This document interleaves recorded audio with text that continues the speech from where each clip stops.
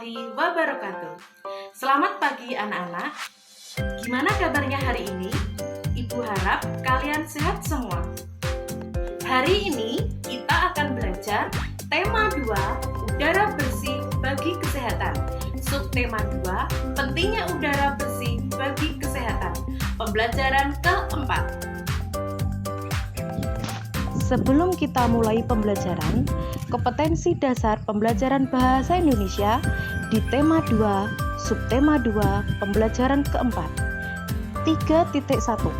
Mengklasifikasikan informasi yang didapat dari buku ke dalam aspek apa, di mana, kapan, siapa, mengapa, dan bagaimana. Kompetensi dasar pembelajaran IPS 3.1. Menganalisis peran ekonomi dalam upaya menyejahterakan kehidupan masyarakat di bidang sosial dan budaya untuk memperkuat kesatuan dan persatuan. Tujuan pembelajaran hari ini yang pertama, dengan membaca teks dalam buku, siswa dapat menjelaskan informasi terkait pertanyaan apa, siapa, di mana, mengapa, dan bagaimana secara jelas.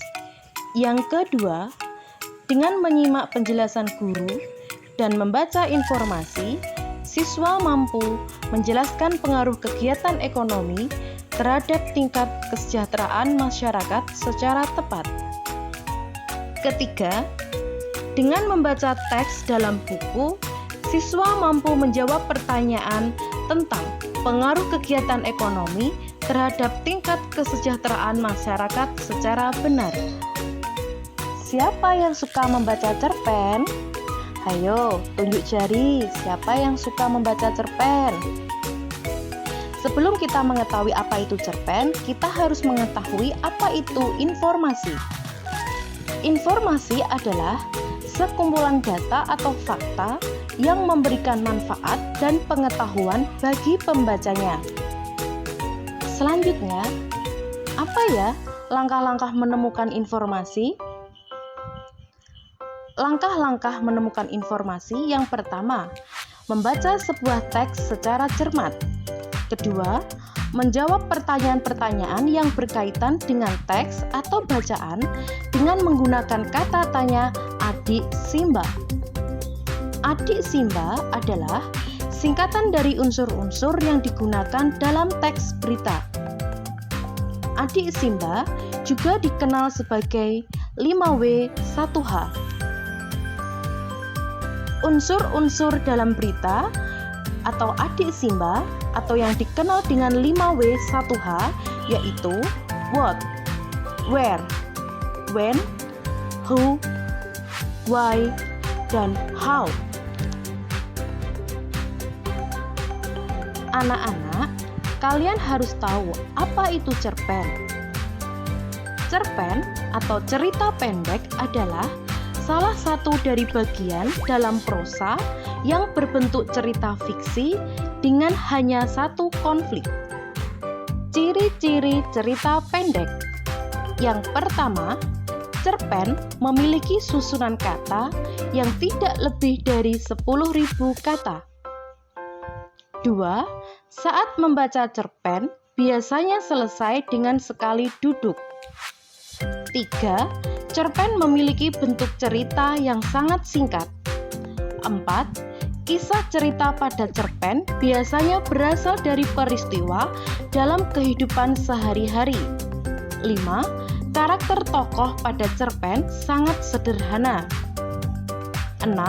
Di akhir bagian, biasanya terdapat pesan moral yang sangat mendalam sehingga membuat pembaca ikut merasakan kisah pada cerpen tersebut. Cerpen dibangun dari unsur-unsur di dalamnya. Secara garis besar terdapat 2 unsur yaitu 1. Unsur intrinsik cerpen. Unsur intrinsik cerpen terdiri dari tema, tokoh atau watak tokoh, latar atau setting, yaitu waktu dan tempat. Kemudian ada alur atau plot. Yang terakhir amanat atau pesan moral. Sedangkan unsur ekstrinsik cerpen terdiri dari latar belakang masyarakat dan kepengarangannya. Sekarang, ayo membaca cerpen yang berjudul Tanggung Jawab AD.